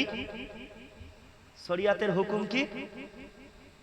অপরজন একে অপরজনের সাথে বিয়ে করতে হবে, নিজের জোড়ার সাথে বিয়ে করা চলবে না। যেমন আমাদের মাহরাম আছে, আমাদের শরিয়াতে মাহরাম কারা? মহিলাদের জন্য মহিলারা কাদেরকে বিয়ে করতে পারবে না? এক হচ্ছে পিতা, দুই নাম্বার হচ্ছে নিজের দাদা। বুঝতে পারছেন না? দাঁড়ান এক মিনিট, খালি আমি মশলাটা বের করতে। হ্যাঁ, মহিলাদের জন্য মাহরাম হচ্ছে নিষিদ্ধ, মহিলারা যাদেরকে বিয়ে করতে পারবে না তারা হচ্ছে বাবা, দাদা, ছেলে, নাতি, ভাই, চাচা, মামা, ভাতিজা, দুধের বাবা, দুধের ভাই, এখন আবার দেখা যায় বেশিরভাগ এখনকার যুগে এই কটার মধ্যে চলছে বেশি মামা ভাগনাই চলছে, মামা ভাগ্নিতে হয়ে যাচ্ছে বিয়ে। অনেক মামা ভাগ্নিকে বিয়ে করে ফেলেছে, বুঝতে পারছেন না? আবার রিসেন্টলি একটা ঘটনা দেখছিল, বাংলাদেশের বাপ মেয়েকে বিয়ে করতে চাইছে, বলুন নাউজুবিল্লাহ। বাপ নিজের সন্তানকে বিয়ে করতে চাইছে, মানে কি যুগ এসছে বুঝতে পারছেন? আবার আছেন পুরুষরা কাদেরকে বিয়ে করতে পারবে না? এক নাম্বার হচ্ছে মা, 2 নাম্বার মেয়ে, 3 নাম্বার বোন, 4 নাম্বার ফুপা মানে বেটি, 5 নাম্বার খালা। আমাদের ওইদিকে আবার একজন আছে, আমার নাম বলবো নি, সেও একটু সেলিব্রিটি টাইপের, ভাইরাল আছে, শিল্পী যাকে বলে, গজলের শিল্পী। সে তার নিজের খালাকে বিয়ে করেছে, বুঝতে পারছেন না? সেও নিজেকে হাফেজ বলে দাবি করে, বড় শিল্পী একটা গজলের, সে তার খালাকে বিয়ে করেছে। আপনারা কেউ জানেন না, সোশ্যাল মিডিয়ায় নাম বললে চিনবে, কিন্তু বলবো না। যাক, খালা, নাতনি, মানে পুরুষরা নাতনিকে বিয়েও করতে পারবে না। এমন করে ভাগ্নিকে বিয়ে করা যাবে না। যেমন ভাগ্নি যেমন মামাকে করতে পারবে না, মামাও তেমন তার ভাগ্নিকে বিয়ে করতে পারবে না। তারপরে দুধ বোন, মানে যে আপনার বোন, দুধ বোন খেয়েছে, দুধ মায়ের দুধ খেয়েছে, সেই বোনকে বিয়ে করতে পারবে না, শাশুড়িকেও করতে পারবে না। এখনকার সোশ্যাল মিডিয়ায় আমরা বিভিন্ন হাতে দেখি, মাঝে মধ্যে আবার জামাইরা শাশুড়িকে নিয়ে পালাচ্ছে, হচ্ছে না? আর এইগুলো সব বাংলাদেশেই সম্ভব, বাংলাদেশেই এইগুলো সব সম্ভব হয়ে যাচ্ছে। জামাই এসে বউকে রেখে শাশুড়িকে নিয়ে পালাচ্ছে, হচ্ছে তো। আপনারা দেখেন, যারা ইয়ং ছেলেরা যারা ফোন ঘাটেন দেখবেন, মাঝে মধ্যে এরকম খবর চলে আসে, মাহরাম। তো যা এমন করে যে কথা বলছিলাম, হাবিল বিয়ে করতে চাইলেন কাবিলের জোড়াকে, কিন্তু কাবিল বিয়ে করলো না, করতে চাইলো না হাবিলের জোড়াকে। এমন করে হযরতে আদম আলাইহিস সালামকে আল্লাহ জানিয়ে দিল, ও হযরতে আদম, আমি আল্লাহ পাক ঘোষণা করে দিলাম, আমি আল্লাহ তোমাকে জানালাম, তোমার 2 সন্তান যেন কুরবানি করে, তোমার 2 বাচ্চা হাবিল ও কাবিল যেন কুরবানি করে। এমন করে হাবিল কুরবানি দিল একটা দুম্বা, এবং কাবিল কুরবানি দিল শস্য ক্ষেত, এমন করে কিছু শাক সবজি কুরবানি দিল। তখনকার শরিয়াতে শাক সবজি এমন করে এইগুলো কুরবানি দেওয়া জায়েজ ছিল। এ যুবকেরা, এভাবে কুরবানি দেওয়া হলো। এভাবে কুরবানিটা এবার কিভাবে বুঝবো কুরবানি কার কবুল হয়েছে, কুরবানি কার কবুল হয়েছে, এটা কিভাবে বুঝবো? এ নওজওয়ানেরা, এমন করে ওই সময় আল্লাহ পাক জানিয়ে দিল, ও হযরতে আদম, আমি আল্লাহ পাক যার কুরবানি কবুল করব, আসমান থেকে একটা আগুন আসবে, আগুন এসে তার কুরবানিকে জ্বালিয়ে দেবে। যার কুরবানি জ্বালিয়ে দেবে, তার কুরবানি কবুল হবে, সে ওই সুন্দরী মহিলাকে বিবাহ করতে পারবে। এমন করে হাবিলের কুরবানিটা আল্লাহ পাক আসমান থেকে আগুন পাঠালো, হাবিলের দুম্বাটা জ্বালিয়ে পুড়িয়ে ছারখার করে দিল। হাবিলের দুম্বা কবুল হয়ে গেল। হাবিলের কুরবানি কবুল হয়ে যাওয়ার পরে কাবিলের মনটা খারাপ হয়ে গেল, কাবিল অনেক রেগে গেল। কাবিলের মনে ইবলিস শয়তান ধোঁকা দিতে লাগলো। এমন করে কাবিল ওই সময় হাবিলকে হত্যা করার প্ল্যান করলো। পৃথিবীর ইতিহাসে সর্বপ্রথম যেই ব্যক্তিটা হত্যা করেছিল, মানব হত্যা করেছিল, মানুষ হত্যা করেছিল, তার নাম হলো কাবিল। কাবিল তার ভাইকে হত্যা করতে গেল। কাবিল হাবিলকে বলতে লাগলো, ও আমার বড় ভাই, আমি তোমাকে হত্যা করব, আমি তোমাকে মেরে দেবো, কেননা না আমার কুরবানি কবুল হয় না, আমি আমার জোড়াকে তোমাকে বিবাহ করতে দেব না। জোয়ারেরা এমন করে ওই সময় হাবিল বলতে লাগলো, আমি মৃত্যুকে ভয় পাই না, আমি মৃত্যুকে ভয় পাই না, তুমি যদি আমাকে মেরে দাও তবুও আমি ইসলামের হুকুম অমান্য করব না। এমন করে কাবিল হাবিলকে আপনার হত্যা করে ফেললো। এভাবে কি করবে? হাবিলকে মারার পরে আর তখন কিভাবে হাবিলের লাশটাকে নিয়ে কাবিল ঘোরাঘুরি করতে লাগলো। এবার কি করবো এই লাশটাকে নিয়ে? কিছু কয়েকদিন ঘোরার পরে আল্লাহ পাক দেখিয়ে দিলেন দুইটা কাক এসে আপনার মারামারি করছে। দুটো কাক এসে মারামারি করতে করতে একটা কাক মারা গেল, অপর একটা কাক যখন তাকে মেরে ফেললো, মারা যাওয়ার পরে ওই কাকটাকে সে মাটিতে পুঁতে দিল, মাটি খুঁড়ে। শিখাচ্ছে কে? আল্লাহ। কাবিল যখন দেখছে এরকম যে আফসোস করছে, আমি একটা মানুষ হয়ে আমার মাথায় এই বুদ্ধি আসলো না, একটা কাক মারা যাওয়ার পরে তাকে কি করতে হয়?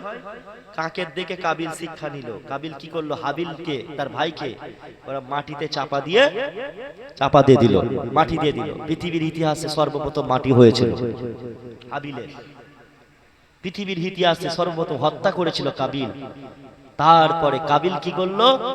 তার যে জোড়াটা ছিল, হযরত আদম আলাইহিস সালাম তো অনেক কাঁদছেন, তিনি সন্তানকে খুঁজে পাচ্ছেন না, হাবিলকে। কাবিল তখন তার যে জোড়া ছিল, যেটা সুন্দরী, মানে হাবিল যাকে বিয়ে করার কথা ছিল, ওই মহিলাকে নিয়ে, ওর নাম হচ্ছে আকলিমা, ওই মহিলাকে নিয়ে কাবিল পালিয়ে গেল। গিয়ে এবার জেনা, ব্যভিচারী, এই সমস্ত জিনিস করলো, তার সাথে জেনার কাজ করলো। পৃথিবীর ইতিহাসে সর্বপ্রথম জেনা করেছিল কাবিল। আল্লাহ পাক তাকে ধ্বংস করে দিয়েছে। বুঝতে পারছেন না? তাহলে আমাদের ছেলেদের, ইয়ংদের জেনার কাজ থেকে দূরে থাকার দরকার আছে না নাই? বলেন। আমাদেরকে জেনার কাজ থেকে দূরে থাকতে হবে। জেনা করলে অন্তর মরে যায়। এজন্য যারা বয়স হয়ে গেছে, যারা বৃদ্ধ হয়ে গেছে, ছেলে মেয়েদেরকে শিক্ষা দেবে। যুবক ভাইয়েরা, ভয় করো, আল্লাহকে ভয় করো, আল্লাহকে ভয় করো, ভয় করার মতন করো। মুখে শুধু বললে হবে না আমি আল্লাহকে ভয় করি, ভয় করার মতন করতে হবে, ভালোবাসার মতন বাঁচতে হবে,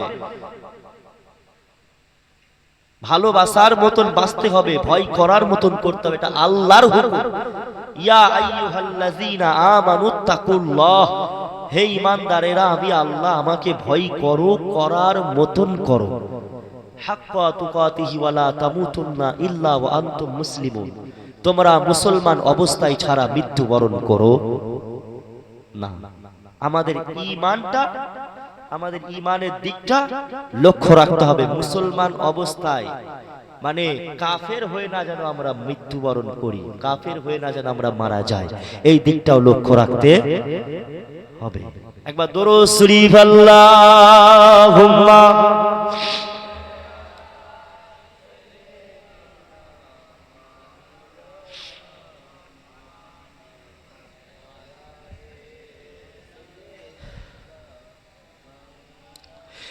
ঈদ মুবারক, মুবারক ঈদ মুবারক, ঈদ মুবারক, মুবারক ঈদ মুবারক। আইরে চলে সব দলে দলে ঈদ মুবারক বলে বলে, আইরে চলে সব দলে দলে ঈদ মুবারক বলে বলে, সালাম শুভেচ্ছার বিনিময়ে ভরিয়ে দেব প্রেম সবার দিলে, সালাম শুভেচ্ছার বিনিময়ে ভরিয়ে দেব প্রেম সবার দিলে। ঈদ মুবারক, মুবারক ঈদ মুবারক। সবাই বলে ঈদ মুবারক, জোরে জোরে। ঈদ মুবারক মুবারক ঈদ মুবারক আজকে সকলের মন যে খুশি মুখেতে সবার মধুর হাসি আজকে সকলের মন যে খুশি মুখেতে সবার মধুর হাসি দুঃখ বেদনা হারিয়ে গেছে আনন্দে সব তাই মেতে উঠেছে দুঃখ বেদনা হারিয়ে গেছে আনন্দে তাই সব মেতে উঠেছে ছোট বড় তাই সবাই মিলে ছোট বড় তাই সবাই মিলে ঈদগাহে যায় দলে দলে ঈদ মুবারক মুবারক ঈদ মুবারক ঈদ মুবারক মুবারক ঈদ মুবারক আহা কি সুন্দর দৃশ্য মনোরম চারিদিকে তাই করছে গম গম আহা কি সুন্দর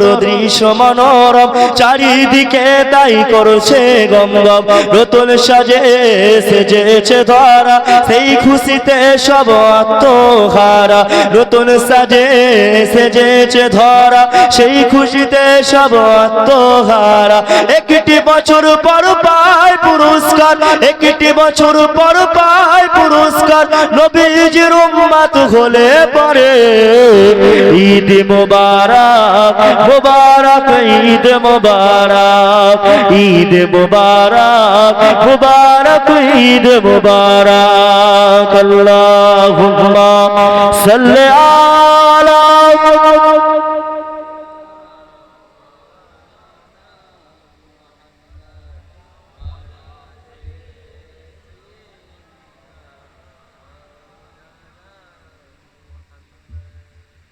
যাক যে কথা বলছিলাম বাপ আমাদেরকে তাহলে আল্লাহর দিকে ফিরে আসতে হবে এবং তওবা করে আমাদেরকে প্রকৃত মুসলমান হতে হবে শুধু মুখে মুসলমান হলে হবে না কর্মের দিক থেকেও মুসলমান আমাদেরকে হতে হবে আল্লাহকে ভয় করতে হবে এখন আমাদের ঈমান মজবুত করে দুনিয়ার সমস্ত গুনার কাজ থেকে আমাদের হেফাজত থাকতে হবে আর কতদিন গুনাহ করবে বুঝতে পারছেন না কতদিন বাদ দেন আপনি সবসময় ভালো ভাবুন না কত সেকেন্ড আর থাকবো আমি এই তো ঈদের সময়তেই কত ছেলেরা মরে গেছে অ্যাক্সিডেন্ট করে মরে না ঈদের আগে বলেন ঈদের দিনে বলেন বা ঈদের পরে বলেন রাস্তাঘাটে দুর্ঘটনা হয়ে মারা গেল ইচ্ছাকৃত বলেন আর অনিচ্ছাকৃত ভাবেই বলেন ইচ্ছাকৃত ভাবে হোক আর অনিচ্ছাকৃত ভাবে বুঝতে পারছেন না তারা জানতো না তারা মরবো আমরাও জানি না আমরাও মারা যাব অতএব আমাদের ঈমানটাকে মজবুত করে ঠিকঠাক ভাবে নামাজ রোজা এই সমস্ত জিনিসগুলো করতে হবে সারা মাস রোজা রেখে আফসোস লাগে সারা মাস রোজা রেখে ঠিকঠাক ভাবে তারাবি পড়ে নামাজ পড়ে আর ঈদের দিনে মদ খাচ্ছে এমন মানুষ অনেক আছে আনন্দে আনন্দে মদ খাচ্ছে আচ্ছা মদ খাওয়া জায়েজ নাকি বলে মদ খাওয়া চলবে জোরে বলে মদখোর আছে না নেই বেশি না কম আছে তো মদ খেয়ে মাতাল রাসূলুল্লাহ সাল্লাল্লাহু আলাইহি সাল্লাম এজন্য বলেছেন আল্লাহ রাসূল সাল্লাল্লাহু আলাইহি সাল্লাম বলেছেন যেই ব্যক্তি দুনিয়ার জমিনে মদ পান করলো যতক্ষণ না সে তওবা করে মাফ চায় যদিও সেই ব্যক্তি জান্নাতে প্রবেশ করুক না কেন যদিও সে জান্নাতে যায় তারপরও জান্নাতে যে মদ খাওয়ানো হবে ওই মদের নিয়ামত থেকে ওই মানুষটাকে বঞ্চিত করা হবে জান্নাতে মদ দেবে না আল্লাহ কথা বলে না আল্লাহ জান্নাতে মদ দেবে না হাই দেখো মদ দেবে তো জানেন না হ্যাঁ জান্নাতে আল্লাহ মদ দেবে যেই মদ খেলে পরে নেশা হবে না যেই মদ খেলে কি বলছো কাইফ ভাই নেশা হবে না কি হবে না আর এখনকার মদ খেলে কি হয় বউ ছেলে মেয়ে সব উদ্ধার করে দেয় এক তালাক, দু তালাক, 100 তালাক। সকালবেলায় হুজুরকে ফোন করবে, হুজুর ভুলবশত তালাক দিয়ে, আমাকেও তো ওরকম অনেকজন ফোন করে, ভুলবশত তালাক দিয়ে ফেলছে, কি হবে এবারে? আমি বলি ঘর যাও, এবারে পালাও, হবে না আর। বিয়ে বিচ্ছেদ, তালাক শব্দের অর্থটাই বিচ্ছেদ। ওই স্ত্রীকে যদি নিতে চান আপনাকে ইদ্যত পালন করতে হবে। অনেকে আবার আছে তালাক দেওয়ার পরেও ভুলবশত, মানুষ তো স্বইচ্ছায়, আপনার সুন্দর মস্তিষ্কে কেউ কখনো তালাক দেয় না। রাগান্বিত হয়ে আছে, মদ খেয়ে আছে, বা ভুলবশত তালাক দিয়ে ফেলে স্ত্রীদেরকে, 3 তালাক দিয়ে ফেলে, যেটার মাধ্যমে বিচ্ছেদ হয়ে যায়। কিন্তু তারপরে যদি আপনার আবার মন মাথা ঠিক হয়, যখন আপনার মনে হবে যে আমি আমার ওই বউটাকেই নেবো, তাহলে নিবেন কেমন করে? নিতে হবে কেমন করে? ইদ্যত পালন। ইদ্যতটা কি? ওই মহিলাকে আপনাকে আবার অন্য জায়গায় বিয়ে দিতে হবে, অন্য ছেলের সাথে বিবাহ দিয়ে সেই ছেলের সাথে আবার 3 মাস সংসার করবে। ক মাস? 3 মাস সেই ছেলের সাথে সংসার করবে। তারপরে আবার যদি সেই ছেলেটা ছেড়ে দেয় মেয়েটাকে, তখন আবার পুনরায় আপনি ওই মেয়েকে আবার বিয়ে করে সংসার করতে পারবেন। এখনকার কেউ ছেলেরা চাইবে এরকম করে বিয়ে করতে?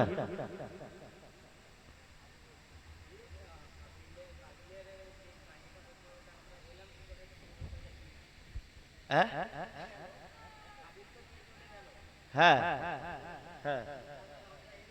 ও তারপরে এলাম কি করে? তারপরে ওই তো হযরতে শীস আলাইহিস সালাম জন্মগ্রহণ করলো। হাবিল ভালো মানুষ ছিল, সৎ মানুষ। হাবিল মারা গেল, কাবিল আছে। এবার কাবিলের দ্বারাই তো জুলুম অত্যাচার বেড়ে যাবে, কাবিলের দ্বারাই জুলুম অত্যাচার বাড়বে। তাহলে আরো একজন সৎ মানুষ দরকার। তার জন্য আল্লাহ পাক তখন শীস আলাইহিস সালামের জন্মগ্রহণ হলো। শীস আলাইহিস সালাম এসে তিনাকে আল্লাহ পাক নবুয়তের দরজা দিলেন। জোরে বলুন সুবহানাল্লাহ। তিনি রিসালাতের দায়িত্ব পেলেন। তিনি রিসালাতের দায়িত্ব পেয়ে তারপরে আবার আল্লাহর একত্ববাদের প্রচার করতে লাগলো। তারপরে শীস আলাইহিস সালামের থেকে আস্তে আস্তে মানুষ বাড়তে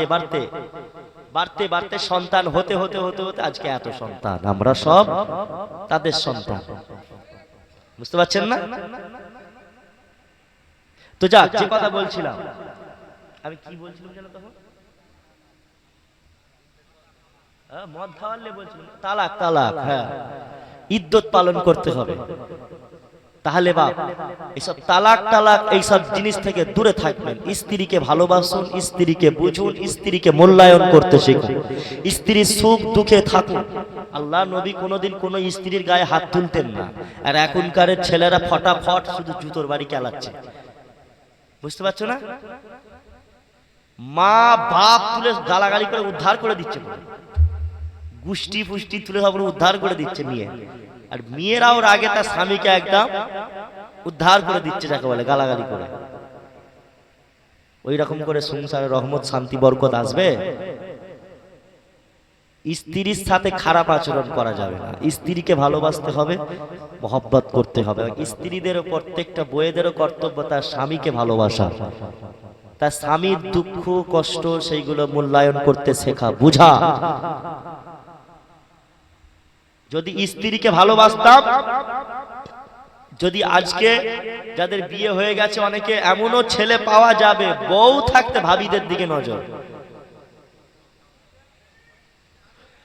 বউ থাকতে ভাবিদের দিকে নজর। স্ত্রী আছে আবার বৌদি করে, বৌদিদের সাথে আবার গার্লফ্রেন্ড, বৌদিদের সাথে ভালো ফেলছি, হিন্দু বৌদি। বুঝতে পারছেন না?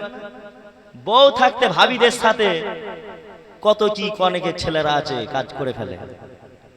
অথচ আল্লাহ নবী বলেছে প্রত্যেকটা দেওর হলো ভাবিদের কাছে মৃত্যুর সম, মৃত্যুর সাথে তুলনা করেছে। যেমন মৃত্যু একটা ভয়ঙ্কর, ঠিক তেমন প্রত্যেকটা দেওররাও তার ভাবিদের কাছে ভয়ঙ্কর। অতএব ভাবি দেওরের সাথে এখন যে কুলাকুলি চলছে, এই কুলাকুলি চললে হবে না। নিজের স্ত্রীকে ভালোবাসতে হবে, নিজের বউকে ভালোবাসতে হবে, নিজের স্বামীকে মহাব্বত করতে হবে। অন্য কোনো ছেলের সাথে আর লটর ফটর করলে চলবে না। এখন ছেলেরা তো বাইরে চলে গেলে আবার অনেক মেয়েরাও আছে, সব বিগড়ে যায়, সব বিগড়ে যায়। অন্যান্য ছেলের সাথে প্রেম ভালোবাসা বলে 6 মাস 7 মাস আসে নে বাড়িতে। সে ছেলেটা বাইরে আছে কার জন্য? তোমার জন্যই তো আছে তো, নাকি? সংসারের দিকে মুখে চেয়ে তো আছে। এ যুবক তরুণেরা, তাই আমার কদম তলার মা ভাইদের বলে দিয়ে যাব, মহিলাদের আপনারা বোনেরা, আপনারা আপনাদের স্বামীদেরকে মহাব্বত করুন।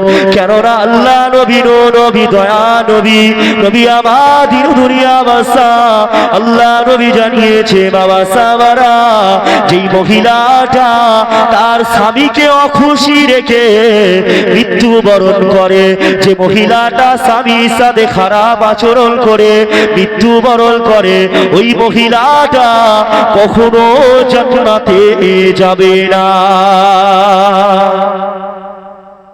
তাহলে স্বামীর সাথে খারাপ আচরণ করা যাবে না, জান দিয়ে ভালোবাসতে হবে। নবী পাক সাল্লাল্লাহু আলাইহি ওয়াসাল্লাম স্ত্রীদেরকে কত মহব্বত করতেন। আয়েশা রাদিয়াল্লাহু তাআলা এক গ্লাসে পানি খেতেন, সেই গ্লাসে হুজুরও পানি খেতেন। জোরে বলুন। আর আমাদের বউ যদি যেই গ্লাসে পানি খাবে সেই গ্লাসে থুতু দিয়ে দেবে, স্বামী থুতু দিয়ে দেবে, নাহলে স্বামী যেই গ্লাসে পানি খাবে বউটা থুতু দিয়ে দেবে। কেন দেবে না? বিড়ি, সিগারেট, মদ, গেঁজা করে আছে, কথা বলে না। মাশাআল্লাহ, অনেক অনেক দেখ গেঁজা হয়ে যায়, খেলে সব চোখ ফোক লাল হয়ে যায়, দেখেছি। হ্যাঁ, আমি জানতাম চোখ বুলু হয়ে থাকে, গেঁজা খেলে আবার লাল হয়ে যায়। গেঁজাখোর যারা গেঁজা খায় তাদের তো শরীরের আর কিচ্ছু থাকে না, 12টা বেজে যায় পুরো। বুঝতে পারছো না? নেশা, নেশা কি একটা নেশা, যেটা শরীরের সব থেকে বড় ক্ষতি হচ্ছে, সেইটাও আবার ভালো লাগে খেতে। নেশা, যেই গেঁজা, মদ, তারি, এই সমস্ত জিনিস হলো হারাম, হারাম, হারাম। এগুলো খেলে পরে আল্লাহ পাক তোমার দান, খায়রাত, ইবাদত, বন্দেগী কোনো কিছুই কবুল করবে না, কিচ্ছু কবুল করবে না আল্লাহ। বুঝছো না? গেঁজা খাওয়া ছেড়ে দেন, মেয়েদের একটু দেখে শুনে বিয়ে দেবেন। গেঁজা করে হলে বিয়ে দিবেন না ওই মেয়ের সাথে, এই ছেলের সাথে বিয়ে দেবেন না, জীবন ধ্বংস করে দেবে মেয়ের পুরো। যেই সমস্ত ছেলেরা গেঁজা করে আছে তাদের পরিবারের মেয়েদের যে কি অবস্থা হচ্ছে আল্লাহ ভালো জানে। শরীরের তো কিচ্ছু থাকে না, না সব ড্যামেজ হয়ে যায়। প্রয়োজন পড়লে স্বামী যদি না মানে, স্ত্রীদেরকে বলবো যাও মায়ের বাড়ি থাকো, 5 মাস 6 মাস আসবে না, ঘরে আসতে হবে না, মায়ের বাড়ি চলে যাও, থাকো গিয়ে, তখন বুঝবে ঠেলা। গেঁজা খাওয়া ছেড়ে দেন, ছেড়ে দেন। কদম তলায় যে কজন গেঁজা খোর আছেন ছেড়ে দেন, নাহলে আপনাদের মুখটা সেই শুয়োরের মতন হয়ে যাবে। কার মতন? শুয়োরের মতন হয়ে যাবে। মরে যাওয়ার পরে শুয়োরের মতন হয়ে যাবে মুখ। যেমন সুদ খেলে যেমন শুয়োরের মতন মুখ হয়ে যায়, ওরকম গেঁজাখোর মদখোররা যখন দেখবেন মারা যায় তাদের আর মুখ চেনা যায় না, সব শুকিয়ে কাঠ হয়ে গেছে, যেন ফেরাউন ফেরাউন লাগে। মদখোররা যখন মারা যায় দেখি তো অনেকে, মদখোররা যখন মারা গেছে অনেক মদখোরদের মুখ যেন ফেরাউন ফেরাউন টাইপের, মুখ দিয়ে কোনো উজ্জ্বল নেই, নূর নেই, মুখ দেখলেই বিরক্ত লেগে যাবে যাকে বলে। আর আল্লাহওয়ালা মানুষদের, সৎ মানুষদের নূরানি মুখ চেহারা মৃত্যুর পরে দেখলে তাদের চেহারার দিকেই যেন তাকিয়ে থাকতে মন চায়, যেন মনে হয় সারাদিনই তাকিয়ে থাকে। বুঝতে পারছো না? এই জন্য বাপ গেঁজা খাওয়া ছেড়ে দেন। যদি গেঁজা খান তো কবরে তোমাকে ফেরেশতারা কি খাওয়াবে এখন থেকে ভেবে নেন। দুপাশে মাটি চাপ চেপে আসবে। যেই মুখ দিয়ে আপনি গাঁজা খেয়েছেন সেই জবানটাকে ফেরেশতারা টেনে টেনে ছিঁড়ে দেবে, জিভটাকে টেনে ছিঁড়ে দেবে, ঠোঁট দুটোকে সেলাই করবে। বুঝতে পারছো না? ভয় করো, মদ খাওয়া ছেড়ে দেয়, নামাজ রোজা ইবাদত ঠিকঠাক ভাবে আল্লাহর কাছে কবুল হবে না, পছন্দ হবে না ওই রকম ভাবে। মুসলমানের ছেলেরা, নবীর উম্মত উম্মতারিরা, ও আমার মুরব্বি বাজানেরা, আসো আল্লাহকে ভয় করো, আল্লাহকে ভয় করো, আল্লাহর ইবাদত বন্দেগী করো। মদ খাওয়া ছেড়ে দেন, হারাম খাওয়া ছেড়ে দেন, বন্ধুর লোন ছেড়ে দেন, সুদ খাওয়া ছেড়ে দেন, সুদের ব্যবসা ছেড়ে দেন, মানুষের আমানতের খেয়ানত করবেন না, মানুষের সাথে খারাপ ব্যবহার করবেন না, মানুষের সাথে খারাপ আচরণ করবেন না। এখনকার সমাজে অনেক নামাজি মুসল্লি আছে, এমন করে দেখা যায় নামাজ পড়ে, রোজা রাখে, দান খয়রাত করে, হজ করে, কুরবানি করে, এমন করে আবার মানুষকে কষ্ট দেয়, মানুষকে আঘাত করে। ও যুবক, ও মুসলমান, তোমার এই সমস্ত হিসাব আল্লাহ পাক কিয়ামতের ময়দানে নিয়ে নেবে। আপনি ভাবছেন আল্লাহওয়ালা মানুষ, আমি অনেক নামাজ পড়ছি, রোজা রাখছি, দান করছি, হজ করছি, লোক দেখানো হাজি, লোক দেখানো কুরবানি, কিচ্ছু কবুল হবে না। আর এখনকার দেখবেন কিছু কিছু মুরব্বী বয়স্ক চাচারা আছে, আবার কিচ্ছু জানেন না, সূরা ফাতিহা ইখলাস পড়তে পারবে না, ইমাম সাহেব আলেম ওলামাদের ভুল ধরবে। কি গো, অমুক আলেম ভুল বলেছে, কালকে চলে যাব আলফাজ অমুক ভুল বলেছে, ওইটা ভুল বলেছে, কিচ্ছু জানে না। সূরা ইখলাসটা পড়তে পারবে? সূরা ইখলাসটা বলো তো দেখি, বা সূরা ইখলাসের প্রথম আয়াতটা কি একবার বলো তো, জিজ্ঞাসা করবে। সূরা ফাতিহাটা একবার ঠিকঠাক ভাবে পড়ো তো, না পড়তে পারিনি। কোরআন শরীফ পড়তে পারো? না পারিনি। তাহলে আলেমদের ভুল ধরছো, কি জানো তুমি? মুরব্বি চা, মুরব্বি কিছু বেরিয়েছে, সব চায়ের দোকানে গিয়ে ওইসব গীবত গিল্লা করে, সমালোচনা করে, আলেম ওলামাদের পিছনে লাগে। মূর্খ জাহেল, কিচ্ছু জানে না, কিচ্ছু জানে না। ব্যবহারে কথাবার্তা এরকম মানুষ, কত মানুষকে যে কষ্ট দিয়ে যায় তার ঠিক নেই।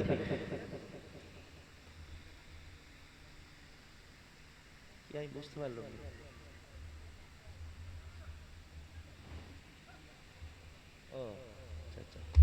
ওই জন্য মেসেজ ওইটা। যাক বাপ, আপনাদের কাছে হাত জোর করে অনুরোধ করছি, ইবাদত করুন, সলিড ভাবে আদায় করুন।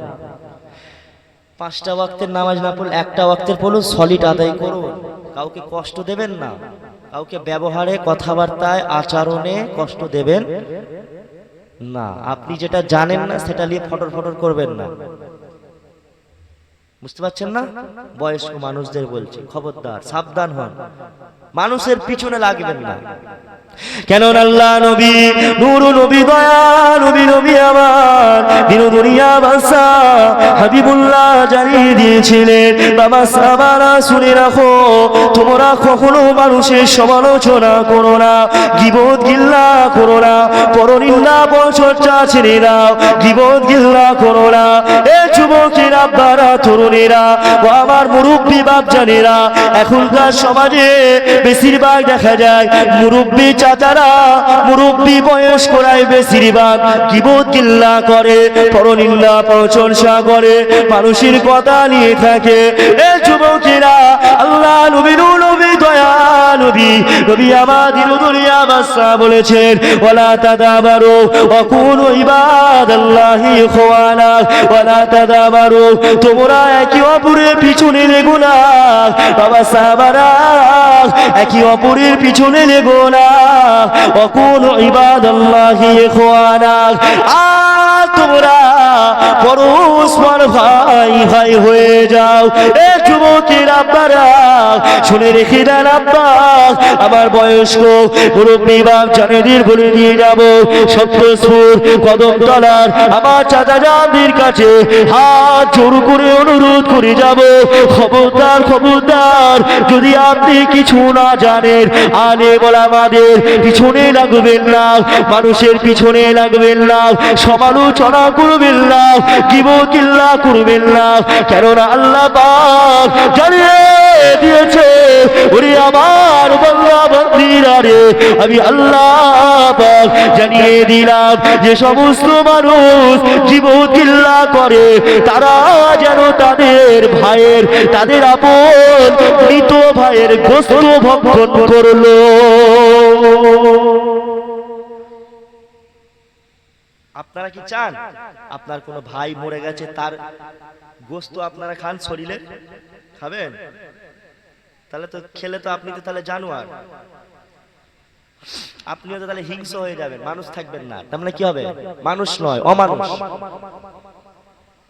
তাহলে যারা গীবত করে, পরনিন্দা পরচর্চা করে, চাই সেটা মুরব্বী বাপজানেরা বলেন, ইয়ং ছেলেরা বলেন বা মহিলারা বলেন, মেয়েরাও তো লাগে, মেয়েরা বেশি বেশি কথাবার্তায় থাকে, সব একে অপরের কথাই বেশি থাকে, ওই ওর বাড়িতে ওই হয়েছে, সেই হয়েছে, এটা হয়েছে, অত কথা কিসের? কলেতে বলেন, বাইরে বলেন, অত কথা কেন? লোকের কথায় অত থাকতে হবে না, নিজের চরকায় তেল দাও না। অপরের চরকায় কেন তেল দিচ্ছ? নিজের চরকায় তেল দাও, নিজেকে নিয়ে ব্যস্ত থাকো। আমি কতটা ভালো আগে আমি নির্ণয় করি, কে খারাপ কে ভালো তোমাকে অত নির্ণয় করতে হবে না, তুমি চিন্তা করো তুমি কতটা খারাপ, বুঝতে পারছেন না? না না কিচ্ছু লাগবে না, কে ভালো কে খারাপ, ওই মানুষটা খারাপ, ওই হ্যান ত্যান, আগে নিজেকে দেখতে হবে আমি কত ভালো হতে পেরেছি, তাই তো শামীম ভাই? হ্যাঁ। ও যুবক তরুণীরা, ও রাসূলুল্লাহ দিওয়ানারা, ও আমার মুরব্বী বাপজানেরা, এমন করে আমার রাসূলুল্লাহ সাল্লাল্লাহু আলাইহি ওয়াসাল্লাম, আল্লাহ নবী নূর নবী দয়া নবী, নবী আমাদের দুনিয়া বাদশাহ, আল্লাহ নবী জানিয়ে দিলেন, ও আমার সাহাবারা, ও আমার উম্মত উম্মতানিরা, একে অপরের পিছনে লেগো না, বাবারা গীবত করো না, আসাদুল গীবত। আল্লাহ নবী বললেন গীবত কাকে বলে? সাহাবা হুজুরিরা আল্লাহ নবীকে জিজ্ঞাসা করলো, ইয়া রাসূলুল্লাহ হাবিবাল্লাহ, হুজুর গীবত কাকে বলে? আমার নবী পাক বললেন, যখন মানুষের সমালোচনা করা হয়, মানুষের গোপনীয় বিষয় একে অপরের অন্যকে বলে দেয়, মানুষের দোষগুলোকে নিয়ে একে অপরের কাছে বর্ণনা করে, ওগুলো হলো গীবত। সাহাবা হুজুরিরা জিজ্ঞাসা করলেন, ইয়া রাসূলুল্লাহ হাবিবাল্লাহ, হুজুর যদি ওই মানুষটার ভেতরে ওই দোষটা থাকে তাহলে কি মানুষটা গীবত করলো? আল্লাহ নবী বললেন, বাবা ওই যদি দোষ থাকে তবেই তো গীবত হলো।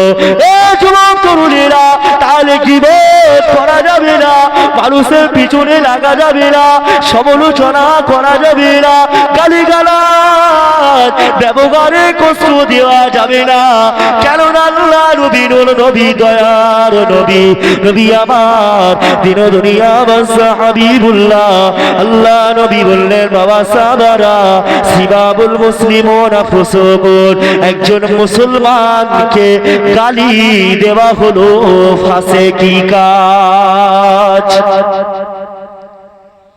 একজন মুসলমানকে গালি দেওয়া কি? ফাসিকি কাজ। ওয়া কিতালুহু কুফরুন, হত্যা করা কুফরি। আর এখন গালাগালি শুধু চলছে, শুধু একে অপরকে ডিজিটাল গালাগালি। আবার মেয়েদের গালাগালি আবার অন্যরকম, ছেলেরা কি গাল দেবে, মেয়েদের গাল শুনলে তো মাথা হ্যাং হয়ে যাবে। কত কি লাইন দিয়ে গাল দেয়, সব কবিতার মতন যাকে বলে। বুঝতে পারছেন না? না, কাউকে গালাগালি করা যাবে না। মাশাআল্লাহ, ভাইজান এসছে, তাকবীর দাও, নারে তাকবীর, আরো জোরে নারে তাকবীর, নারে তাকবীর। মাশাআল্লাহ, ভাইজান আসবে কিছুক্ষণ পরে, আসবে ভাই। তাহলে জীবিতদেরকেও গালাগালি করা যাবে না, আর মৃতদেরকেও গালাগালি করা যাবে না। আবার মৃত ব্যক্তিদেরকেও এখন গাল দেয়, ছাড়ে না। জলিল ভাই মদ করছিল, মদ খেত, সেই মানুষটাকে পর্যন্ত ছাড়েনি মরে যাওয়ার পরে। ওই জলিল অমুক তমুক, জলিলের নাম করে আবার গালাগালি চলছে। এমনও আছে কোন মানুষ মারা গেলে তার নামেও বদনাম করে, তার নামেও সমালোচনা হয়, তার নামেও গালাগালি করে। মৃত ব্যক্তি। ও মুসলমানের ছেলেরা, ও আমার নবীর আদরের উম্মত উম্মতিরা, আল্লাহ নবীর নবী দয়া নবী নবী আমার দিন দুনিয়া বাদশা হাবিবুল্লাহ জানিয়েছে, লা তাসুবুল আমওয়াত, খবরদার খবরদার তোমরা মৃতদেরকে গালি দিও না, কখনো মৃত ব্যক্তিদেরকে গালাগালিও করা যাবে না। এ যুবকেরা, বারা তরুণেরা, তাই পরিবর্তন হয়ে যান, আল্লাহর দিকে ফিরে আসুন, আল্লাহকে ভয় করুন, দুনিয়া ছেড়ে দেন এবং আপনার জীবনকে আপনি পরিবর্তনের দিকে পরিবর্তনের লক্ষ্যে এগিয়ে যান। এবং আপনার জীবনটা পরিবর্তন হবে কিভাবে? আপনার জীবন পরিবর্তন হওয়ার জন্য আপনাকে পীর ধরতে হবে, আপনাকে বায়াত হতে হবে। পীর হলো ফার্সি শব্দ, পীর হলো শব্দ ফার্সি শব্দ, পীর মানে হলো অভিভাবক, যেটা কোরআনের ভাষায় আল্লাহ বাগলিউল বলেছে, যাকে কোরআনের ভাষায় আল্লাহর বন্ধু বলা হয়েছে, যাকে কোরআনের ভাষায় সিদ্দিকিন বলা হয়েছে, যাকে কোরআনের ভাষায় ওয়াসসালিহিন বলা হয়েছে। এই যুবকেরা, আপনারা তরুণেরা, এমন করে আপনাকে হাক্কানি পীর ধরতে হবে। এখন বর্তমানে যুগেতে ভণ্ড পীর অনেক বেরিয়েছে, নিজেদেরকে পীর বলে দাবি করেছে, অথচ তার মধ্যে একজন মানুষ পীর হতে গেলে যেটার হুকুম সেই সমস্ত জিনিস নাই। পীরের মধ্যে অহংকার থাকবে না, পীরের মধ্যে দুনিয়ার কোনো লোভ লালসা থাকবে না। যে ব্যক্তি পীর হবে তার মধ্যে দুনিয়ার কোনো মায়া থাকবে না। কিন্তু এখনকার সমাজে দেখা যায়